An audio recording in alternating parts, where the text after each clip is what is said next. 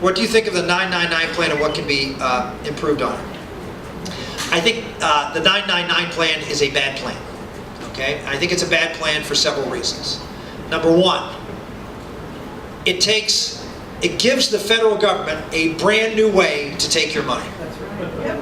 We now will have a national sales tax, in addition to an income tax, in addition to a corporate income tax. The last thing we need to do is give the federal government the ability to take more of your money in a different way. I could be wrong about this. I could be dead wrong. I can't imagine a single Republican in the House or Senate voting for this. Who would want, I mean, why would you want to do this? How many people think that the 9% income tax will stay at 9%? Raise your hand. How many, I mean, the minute it passes, if it passed, I don't think it has any chance of passing, but the minute it would pass, the first thing would be, oh, it's not fair for such and such to only pay 9%. And by the way, and I haven't looked at the details, does he have an exemption or anything, or deduction, or I haven't heard it. I mean, I haven't heard any details of this plan. But let's assume it's just a flat tax. So you're going from people, half of America pays no federal income tax. None. Now you're going to have half of America that pays no federal income tax, now paying a 9% sales tax and a 9% income tax.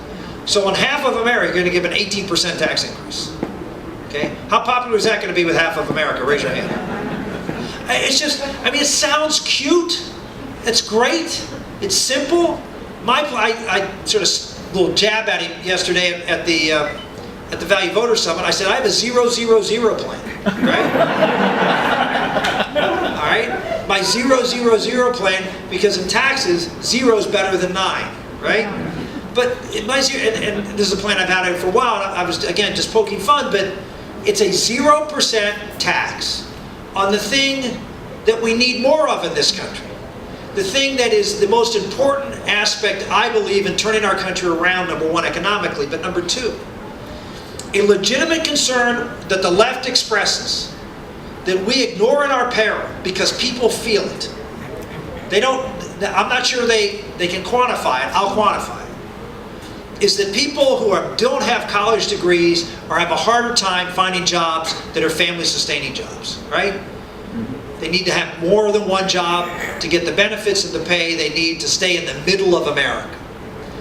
Why is that? I'll give you my 2 cents. Manufacturing jobs have gone, right? Those were those middle-income jobs that provided the bulk.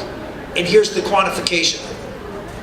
There's a study done recently over the last 10 years looking at Europe and mobility up and down what they call income quintiles.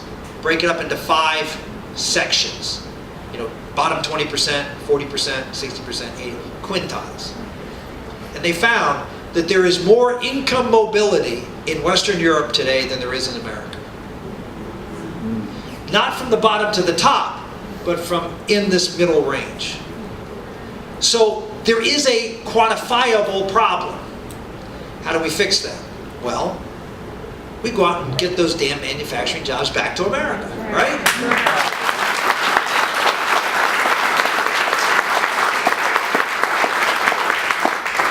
What will encourage manufacturers to bring back their jobs? Well, let me just go through it. 0% tax, corporate tax on all manufacturing and processors in America. You make things here, you pay no corporate taxes. All right? We go from 35 to zip. We've now made it very, very profitable to be here. We've compensated for some of the other costs that America brings. What's the second thing we can do? What's the other big burden on manufacturing? Regulations. I have said that as president, the first thing I will do is I will repeal every Obama regulation that costs business more than $100 million.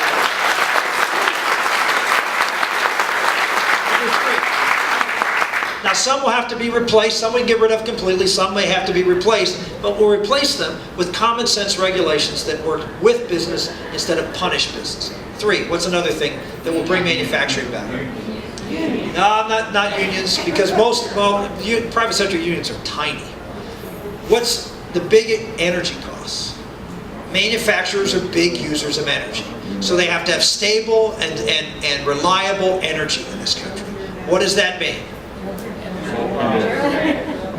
Mine coal, right? Because 56%, over 50% of the base load capacity for this country is coal, and the administration is not issuing permits and is shutting down coal-fired power plants right now. So renew those plants, make sure that they're operating safely and as cleanly as possible. Allow people to mine for coal. Think of the job creation just of that. And drill for gas, drill for oil.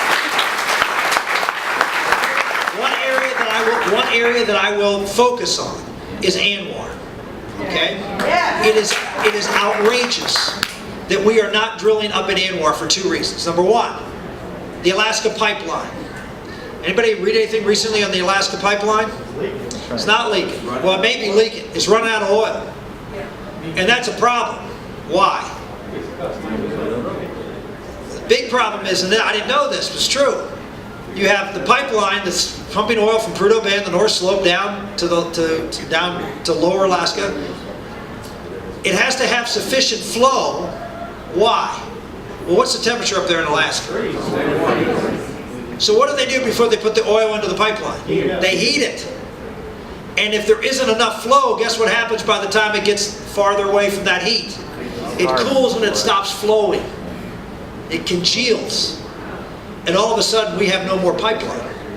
Okay? So this is a serious problem.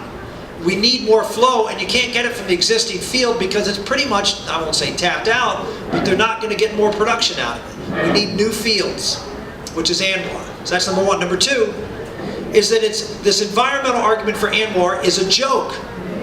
How many of you seen pictures of ANWR? All of you? All right, let me ask you, for those of you who didn't raise your hand, what does ANWR look like? Now, you raised your hand when you said that. You're not supposed to, you got to play by the game here, okay? It's a tundra. It's not mountainous, beautiful, with eagles flying around and polar bears eating fish. That's not the tundra, okay? It's an Arctic plain. You guys know what plains are, right? Right? So, and it is frozen over 10 months out of the year, all right? How much environmental disruption will the roads be to building these sites? Anybody know? Zero. Why?